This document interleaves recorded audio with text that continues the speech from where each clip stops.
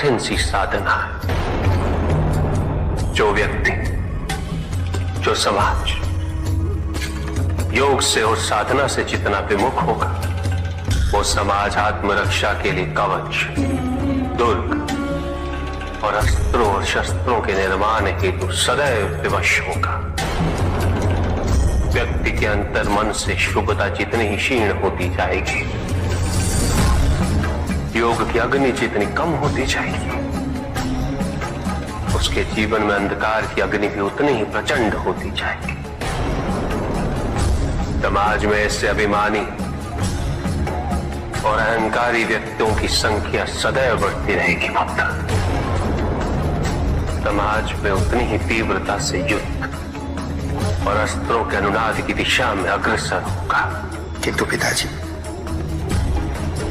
जो समाज योग शुभता से विमुख होता जा रहा है, उन्हें कैसे लौटाया जाए? प्रयत्न चाहे एकमात्र किसी के भी धरातल पे चले। जब तक सृष्टि के किसी भी अंश, जब तक एक प्राणी की शुभता और योग के द्वारा इस समाज को संचालित करने के लिए प्रयत्नशील रहेगा, जब तक वो शुभता और योग को केवल शोभा की वस्तु नहीं समझेगा, तब तक सृष्टि में शुभता की पराजय असंभव है पुत्र। तब तक योग, बल और शुभता का समापन नहीं हुआ। परिस्थितियां कैसी भी विकट हो पुत्र, अहंकार के अंधकार का आवरण चाहे कितना भी घना हो, आध्यात्म योग और शुभता का एक लघु दीपक भी सदैव उस पर विजयी होता रहेगा। मेरा एक कथन सदैव स्मरण रखना पुत्र, मन के हारने से हार है और मन की जीत में ही जीत होती है। अपने मन से शुभता और योग को तुम कभी भी विस्थापित नहीं होने देना।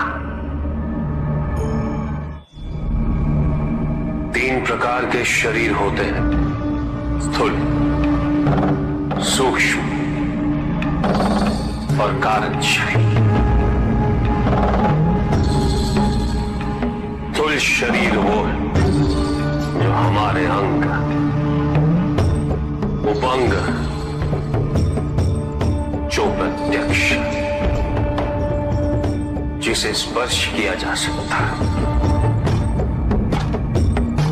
और सूक्ष्म शरीर अप्रत्यक्ष है, जिसे आत्मा कहते हैं, जिसे स्पर्श नहीं किया जा सकता, किंतु उसकी अनुभूति अवश्य होती है। मृत्यु में स्थूल शरीर का अंत होता, किंतु आत्मा का नहीं होता, और आत्मा के चारों ओर एक शरीर और होता है, जो चेतन, अवचेतन और अचेतन मन का अवशेष होता है। अतृप्त इच्छाओं का और वासनाओं का कोश होता है, और यही तीसरे प्रकार का कारण निमित्त बनता है अगले जन्म का।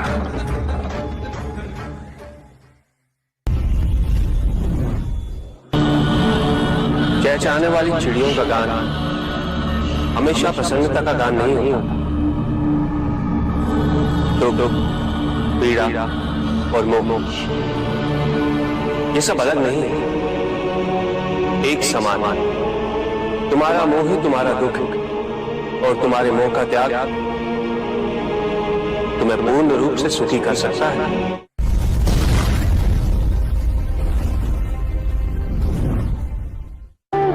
पूजित का साक्षात सामने होना मन को भटकने नहीं देता,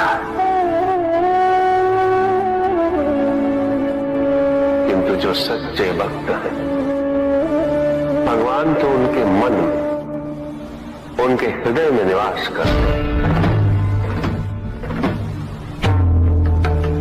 जिनके हृदय में श्रद्धा है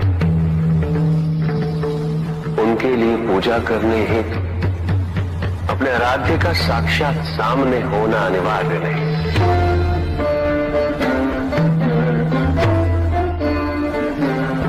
वो तो अपने मन के नेत्रों से प्रतिपल उनके दर्शन पा रहे।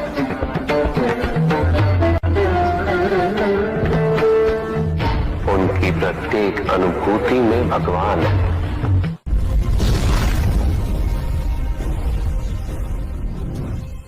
सत्य तो शाश्वत है।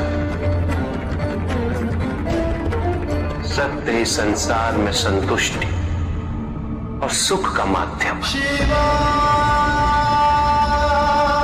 जो सत्य से विमुख हो वो सदैव दुखी रहता है। जिसने भ्रम का मार्ग अपना वो आजीवन ढूंढता रहता है। किंतु विडंबना यही कि उसे ये ज्ञात ही नहीं कि वो ढूंढ क्या रहा है। सत्य तो यही कि तुम एक दैत्यांश हो।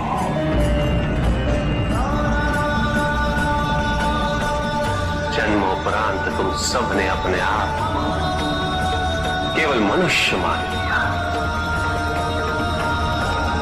और यही विस्मरण तुम्हारे कष्टों का कारण है। तुमने अपने शरीर को ही सत्य माना।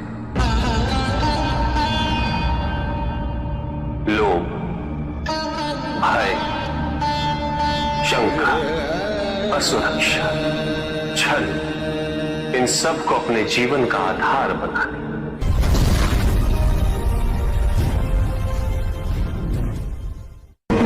महाशिवरात्रि का व्रत विशेष फलों को प्रदान करने वाला हो।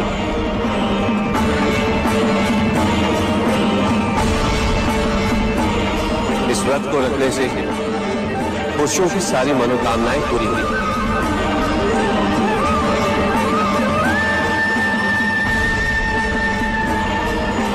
सुहागन स्त्रियों का सुहाग हमेशा बना रहेगा और कुंवारी लड़कियों को मनचाहा वन मिलेगा।